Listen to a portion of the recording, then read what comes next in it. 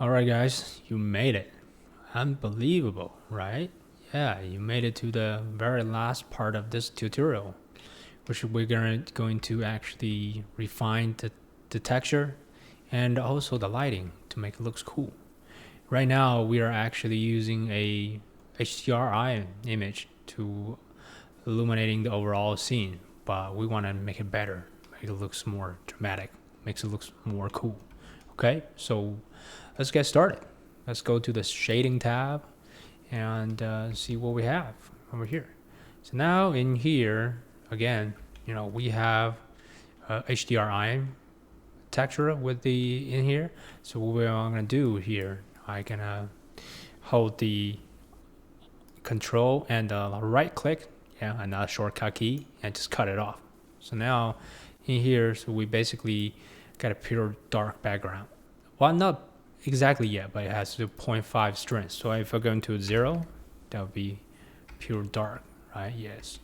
And this is just a reference image, so I don't need that. What we can do, we can just kind of close that. All right. Cool. Now what we need now is we need some light, of course. So let's go to the viewport and let's go to Shift A to add a light. I mean, usually I just start with the arrow light. Actually, this works like a softbox, but it have a little bit twist because softbox have some natural brightness fall off on the edge, but in the reality, there's not really like even illuminating light for as a softbox like this. But anyway, we are in the 3D world. We have this as a privilege. Anyway, so we're gonna put one here, just gonna put overall top of the light, and the brightness you can see in here on the lighting tab over here. You can adjusting how bright it is. So right now I'm just gonna put a 50, just kind of illuminating from the top, like overall view. Usually, the reason I'm starting with this is not saying I'm going to use this top light as a key light. It is just something that we used to see in light internally is coming from the top, all the lights in the room, anything. I just put a big one over top and kind of giving some to kind of just brighten it up everything else. So I can put 100. Okay, let's do that later on. So the next thing I'm gonna adding a key light. Okay, so adding another light, Shift A, do another area light, and here I can rotate it, hit R, and also hold Control, so we can rotate this way and do it again. R, Z, rotate it. Yeah, and just hold G to grab it. Go to the front view. Move Z and make it bigger. I know right now it looks terrible, but the more light we add it on, the more it will looks more details. More details will coming out. Let me duplicate this light. D, Shift D, and then let me rotate R, Z. That. Okay, cool. A little bit more details coming out. Yeah, you see that? Okay, so let's go to the full window view. It looks much better because this surface, it's very smooth. It nearly have any roughness. So when the lights hits on, it doesn't actually show you any of content. And also another thing for when you're illuminating a very reflective surface, it's not about what kind of light on it. It's actually about the surrounding of this of the subject, what is reflecting on it. So another way I also sometimes I prefer, and also when one of my Instagram posts, I already told you guys that when we're using HDRI, do not use as a main light or key light, use as a fill light. So I can actually just kind of link it back in and just adding like 0.2.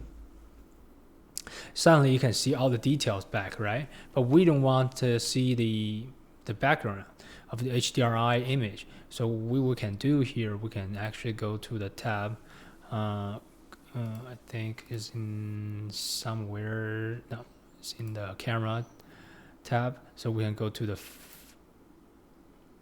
the performance, right? Yeah. Oops. Where is that? Oh yeah, film. Sorry, my bad. Go to the film and check the transparent. Now you won't see anything in the background when you see HDRI. But now you can see some details, right? You can see some details of this surface now rather than earlier only the solo light from the light we created. So now we can do here. So usually we want to have a pretty good reflective stripes over here. So what we can do here, we can even lower this HDRI. It's getting a little bit darker, and we can start manipulating the light. Okay. Let's get it smaller. Grab it here. And I think we can actually just get rid of the top light. Hit X and delete it. Yeah. And for this guy, get it smaller and rotate it. Of course, lighting is another thing that's very important to practice and to try your best to master the lighting. That's the most important thing, I think, when working with CG. And a lot of people think modeling is the most important. Yes, it's fundamental. It's foundation that you build stuff on, but lighting is critical for that. Right now, I start feeling that the reflective surface doesn't look the way that I wanted to do. And let me kind of do some tweaking on that. What kind of surface is this guy? Oh yeah, so for the body case, you see it has almost zero roughness, so which means all the lights bounce and hit on the surface, it directly bounces to somewhere straight. It doesn't, if without roughness, you won't see that very well. Yeah, see, it's only have a 0.1. So if I'm actually going to get it some a little bit more, you can see some gradients going on because I'm positioning the light to kind of generating some gradients, because this is supposed to have some natural fall off when the light going through here. If you are familiar with light, and also there's a thing, it's called invert square law. So basically that's how light kind of decrease based on the distance. And it's not really a 1 or 2 time thing. It's the reversed square ratio. So basically, translated to to the actual thing that most people can understand is just light fall off. The brightness of the light fall off very quickly than you're expected. Okay, so yeah, if you're a beginner, Google that, then you will know what is the invert square law means. Okay, that's a more like a photography geek things terms, but anyway, that's what it is. So now we can see some texture and details in here. This is what we want, but I think the light from the left side a little bit too dark, so we can actually kind of change it up a little bit. Yeah, much better. I like that. Maybe I would do 60 and then kind of positioning the light a little bit. Another way I want to do this, I really don't want to go in here, out, whatever. I want to actually just getting another window and get this part, just kind of like hit 0 to kind of zoom in through the camera view, and also utilizing the shortcut key I showed you guys before, Control B, kind of just partially see what's going on for the render.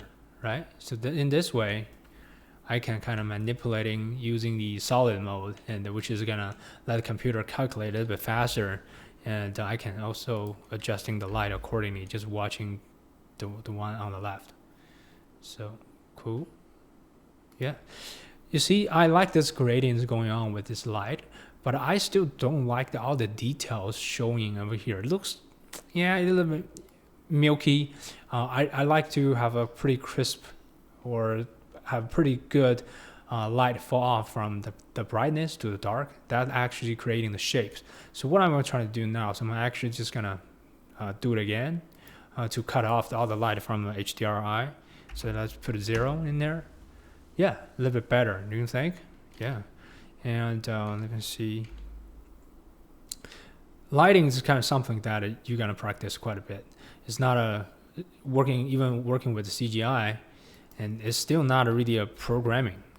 It's a type of art. You still need to kind of understand how light works. So far, yeah, it looks much better from my taste. And then I'm gonna positioning the other light. Kind of gonna play around a little bit.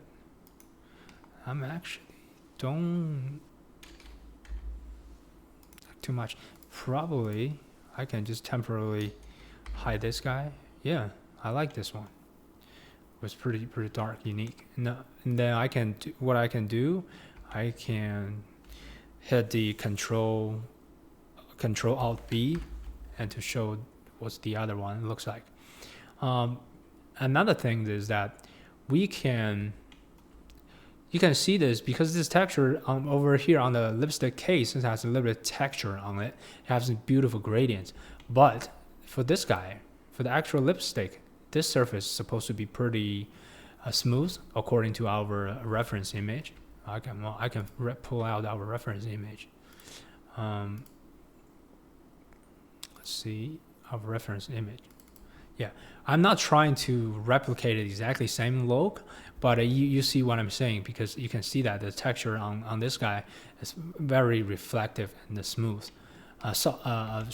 Smooth. So what I'm going to do, I'm going to creating something over here to get some highlight going in, kick in, so kind of accentuate the texture, because there's a lot of time for the beginners or for even photographers, they just always looking for the soft light, but they regard the actual surface or the texture of the product. They don't really reflecting the actual surface of the product. And especially when you're photographing jewelries, you want to represent which part is matte, which part is very reflective.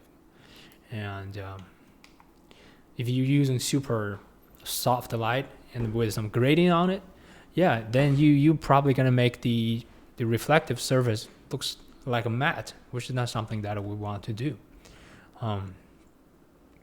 So yeah, we got something going on here, but I feels like this side is probably because it's too bright. I'm actually gonna dial it down, and to do that, yeah, 20 should be fine. And then I'm gonna positioning this thing, and size down to the Y, so it's making a little bit thinner. I mean, not that wide, yeah. And just creating something going on here. And also, let me see. It feels like this part is probably too reflective. Or we might need to adding some softness. So see, when I click this part, this body, it has two textures with it. So I'm not intended to kind of making any adjustment for the matte body. I wanted to do the reflective part, so I'm gonna click that. Okay.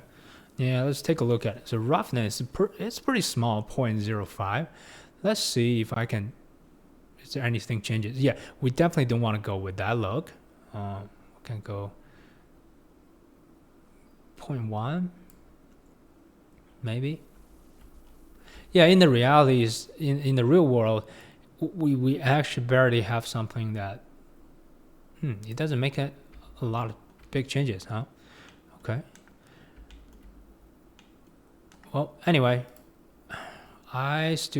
this look still not really, I don't want to buy this look. What we can do here is I'm actually wanted to change the lighting positions from the back into getting some beautiful rim light first, and then I'm going to work on the front to see what I can do. Okay, so let me go grab that, rotate it, get some rim light. Yeah, as you can see some rim light over here. And I want to add another one.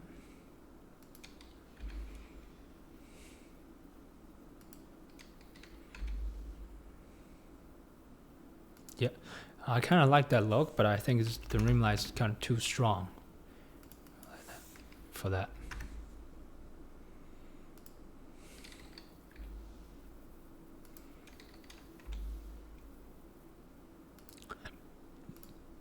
Excuse me. And then let's do 10. Okay, cool. So far it's okay. Then you definitely don't want to see this black bar down here. So what I can do, I can just kind of getting another light. Shift D. See that? You can see that it's pretty far away from the actual distance, right? Compared to other light. But you see this tiny bar over here. So which means this thing's really reflective. You can see what's going on the edge. So what I want to do, I can actually make this thing a little bit brighter. Wider. Let's do S, X, double X. So I'm just gonna scale this thing up. So, you can see this. And also same times, because you can see that the brightness, the highlight is overexposed. It feels like it's kind of blown out these areas. And this one is too dark. So I'm actually going to bump some light for some powers on this light. Let's do maybe 20. Yeah, good. And for this guy, feels like maybe we don't need that much of a light. We can just kind of pull it away a little bit and make it bigger. Yeah, so we're still maintaining this gradient look. Yep.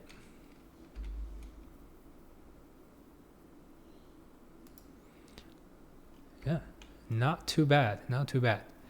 And for the reference image, because as you can see, this product is trying to show the curves of that. The angle of the lipstick I had right now is not really showing the curves on the top. So what we want to do, we want to maybe just kind of rotate it to do that. And hit R, Z. Do some quicker rotation. Yeah, see? That feels like a lipstick. And same time, we don't want to losing the details of that as well, so we can just kind of show them, oh yeah, we have that detail as well,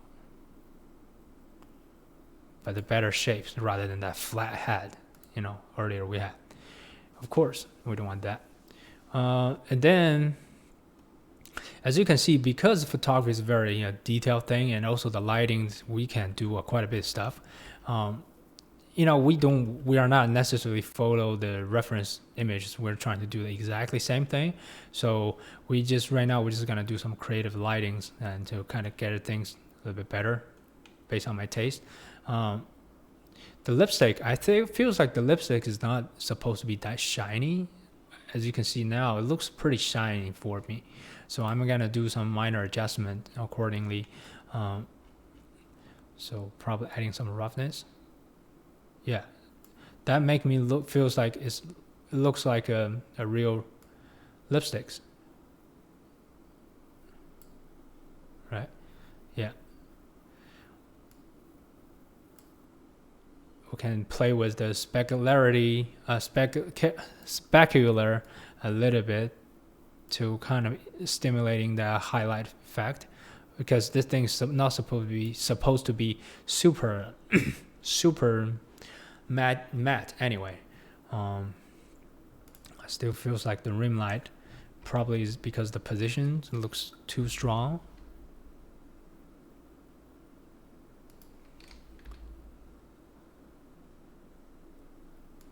Yeah, cool. And this may be a good time to actually having a background, pure black background in the back, because right now we're transparent background. So maybe we can just adding a plane, and here, and let's do a rotate, R, X. Okay, grab it, Y, and we can just adding a texture. I can say background black. Well, black background. Okay, then we can do color like pure black. Ooh, I like that, right?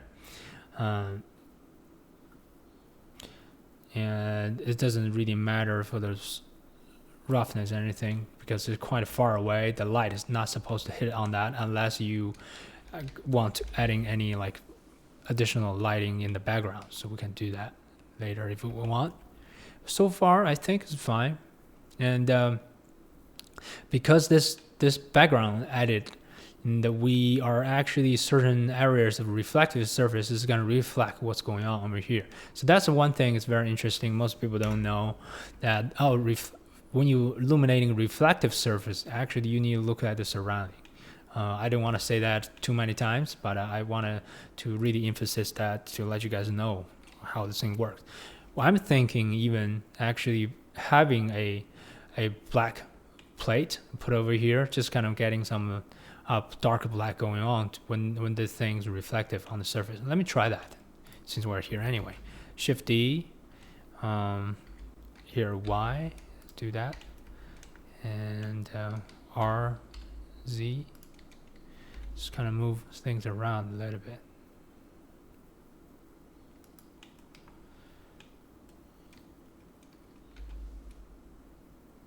In the default environment is supposed to be already black, so probably adding at this place is not going to help very much.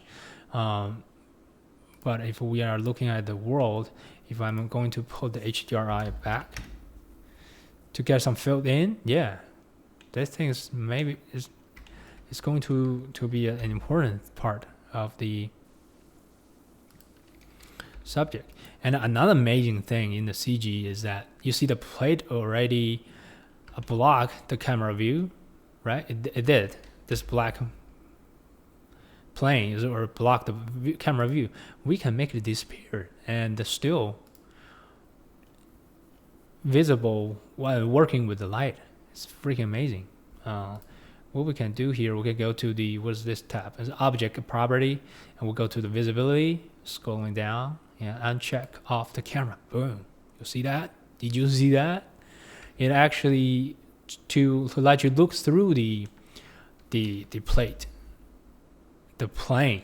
Jesus Christ, I can't say any word. And you can see if I move this thing around, you see the middle part of this section, you can actually change that to become a very dark black. Is that cool? Very cool.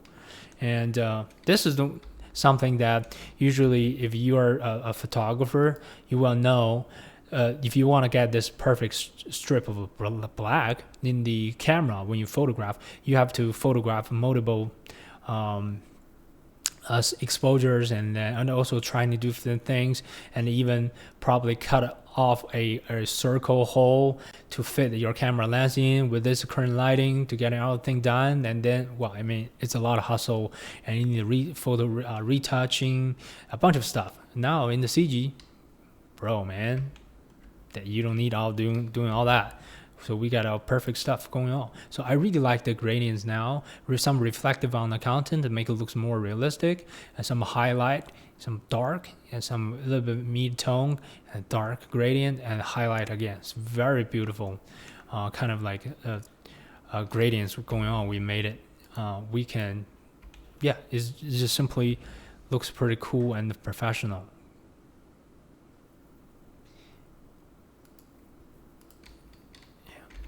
So I'm just doing some minor adjustments. See the whiteness? I can change that or doing something, just kind of make it looks pretty nice. And I don't really need this that long, so I'm actually going to scale down the length of this light. And see over here, I kind of want to have some edge lights kind of accentuate the shape over here. So what I'm going to do now, I can just kind of adding a super tiny light. Click one of the light like that, and then shift the D and move up, and hit Alt R, can reset the rotation. That's another tricks I love a lot. So we can just kind of grab that, can come over here. You see that? You see this? Man, it's very nice to adding that small amount of details that you want to show your viewer that you can have this type of thing. Yeah, don't overdo it though. Don't overdo it.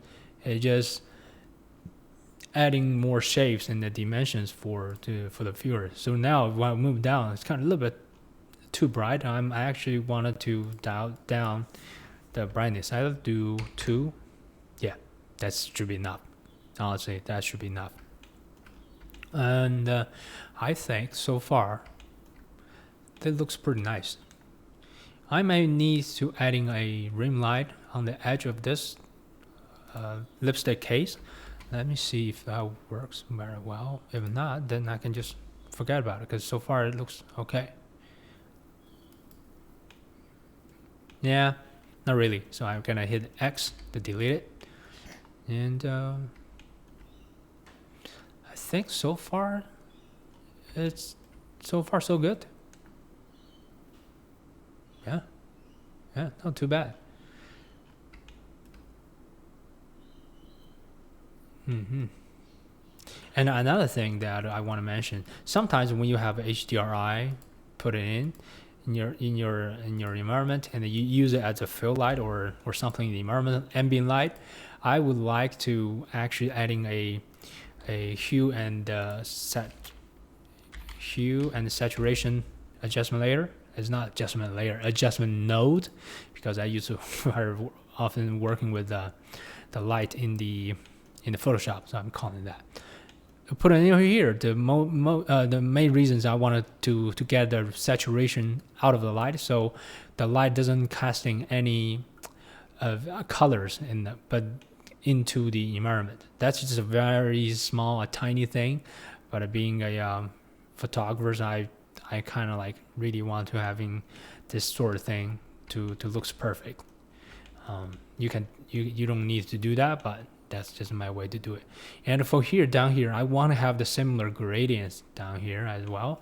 So I can try to scale down the size of the light and to getting something a little bit cooler in here.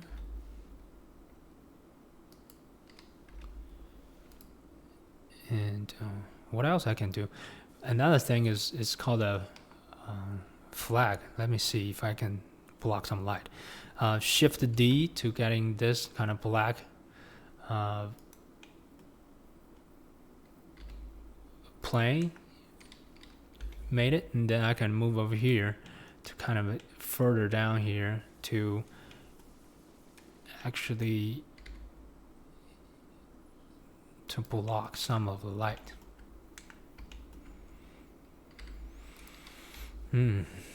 Yes, from the main light. You see, it's getting darker, right? Yes, exactly what I want. That's exactly what I want. I know it's the small details, but man, for the product photography, for the achieve the perfection, it's all about the details, man. And it's worth it.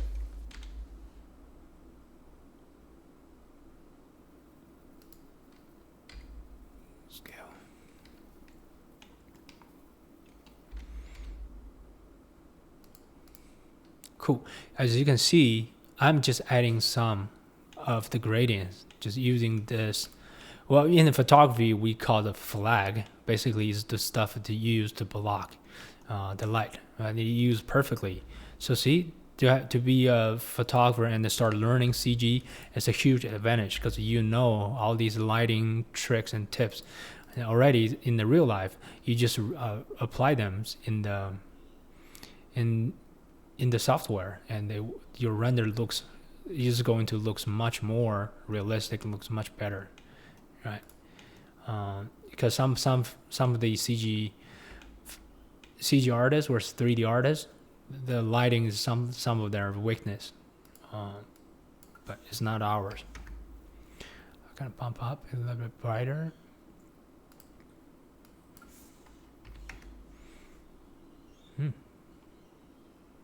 It's too much. I think 80 should be fine. And yeah, that's kind of like, that seems okay to me. Next things, I'm just going to really render it, do a test render to see how it goes.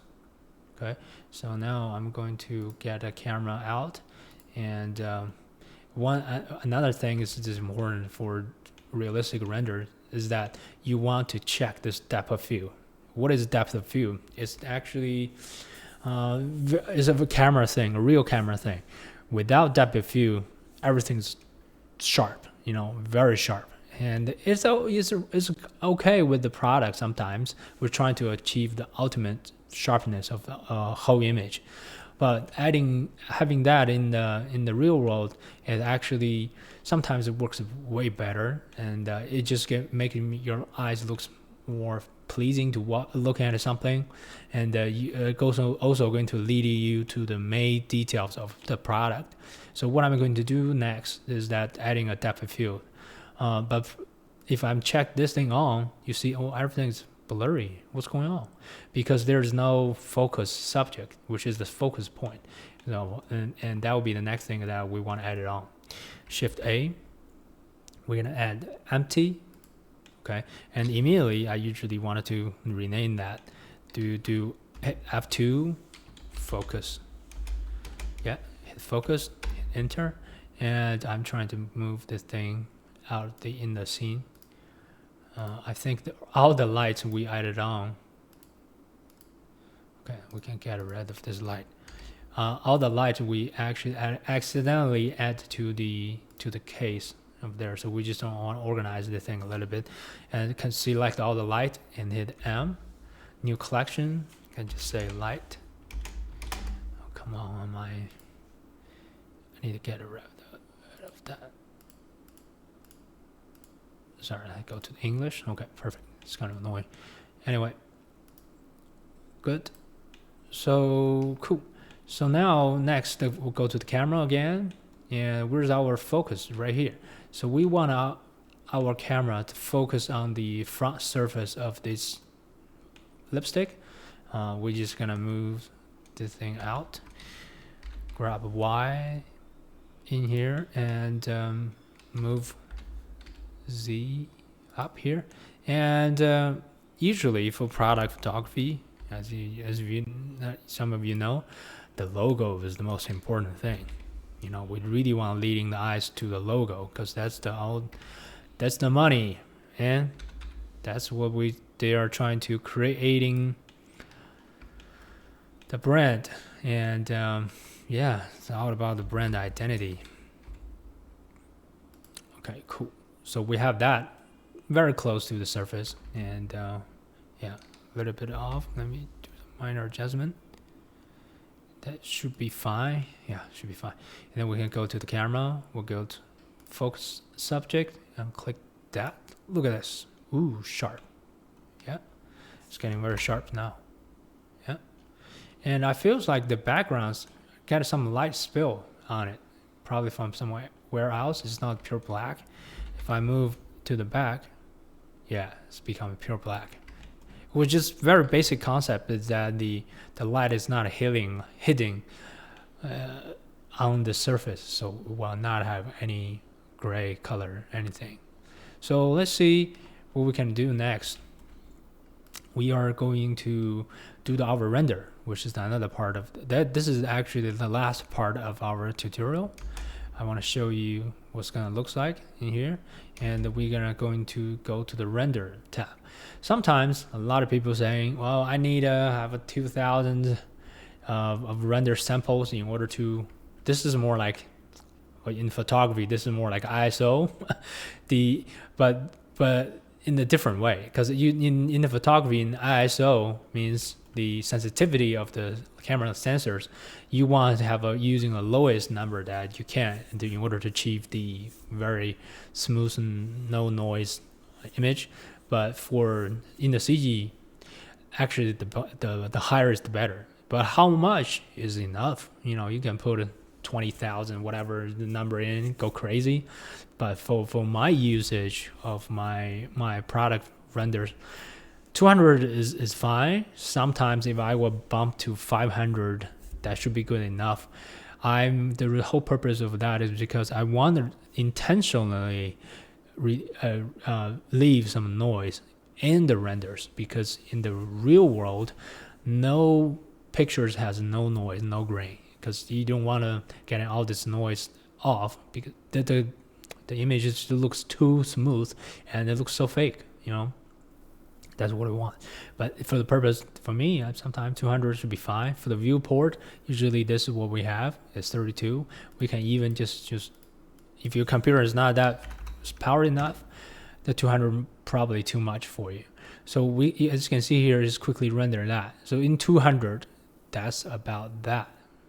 Yeah, and also because this is a tutorials, the main purpose is trying to show you how to do things. It's not really you watch me how I work the entire process to getting everything perfectly done. There are a lot of tweaking and manipulating and adjustment need to get it done in order to achieve the best render. That's a lot of work that you need to do, and they just do a lot of testing. I'm just going to show you my workflow. That's the main purpose. Okay. So next thing, you definitely want to check the adaptive sampling.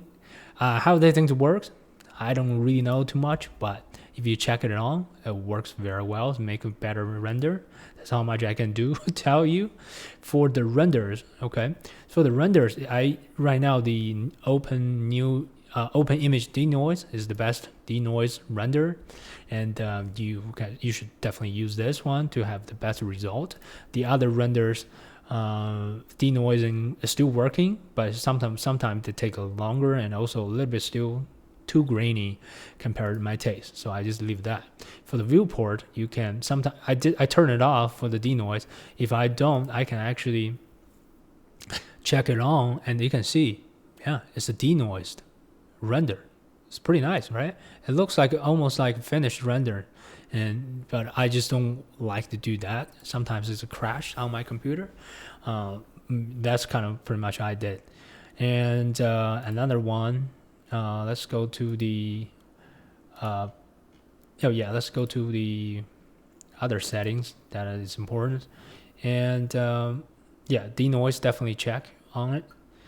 And what else? I think the color management is the one I want to say. Yeah, the color management. Okay, the color management for that is usually the default will be sRGB, and I would love to use the Filmic. It's not Filmic log. It's kind of too flat for the color, unless you're gonna do a lot of color grading later. But I think Filmic works better from my practice. Some CG artists I know, they are using the standard. It's just, for me, it doesn't fly. So I'm just gonna go to the Filmic. It's gonna give you a long range of color. I do that. And also for the look, I like to use the high contrast. That's important, high contrast. I don't do like a non or medium contrast. It's just my personal taste, or also my style, I like to have pretty good contrast in the image. Need to be popped with the color and everything. So the rest of these, that's it. And then what you're gonna do next is you are just going to go to this tab for the dimensions of your renders. You can do whatever number you want. You can do 2000 2 times 2000. So it's a square format, and that's for Instagram, right? And if you can just do for your display for your website, and or even any 16 by 9 ratio, you can just do that, picking through some preset, and it works pretty fine, pretty good. And again, you still can use the Control B to just render the partial item, right? And then hit F12. You can just quickly render a part of your product. Looks like nice. Yeah. See, for this is going to be part of the image. And you notice that, there's not a lot of grain and noise that we want to fix that later. Yeah, you can do that in Photoshop and get it done. Edit back some noise and to make it look more realistic. And if you're going to do the whole renders, you're going to definitely hit Control-Alt-R. Oh, Control-Alt-B, sorry. Control-Alt and B, and to get everything out. And then just hit the render. And then we're just going to wait to get everything done and ready to do that. So I'm not going to show you anything else in in this video, so you can actually get your own renders finished. Of course, this is the very first project that I've done on YouTube, and share a lot of I would not say secret, but a lot of stuff that you rarely find in on YouTube channel, on YouTube. And for my style is photorealistic rendering for product. If you're also into this, please subscribe my channel, and definitely hit the likes and comment below if you have any questions.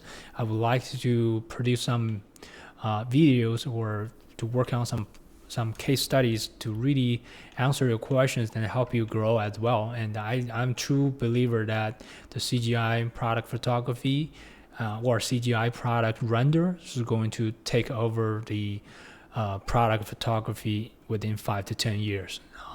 Yeah, so we will see. Yeah, believe it or not. Yeah, and I think that's all about it.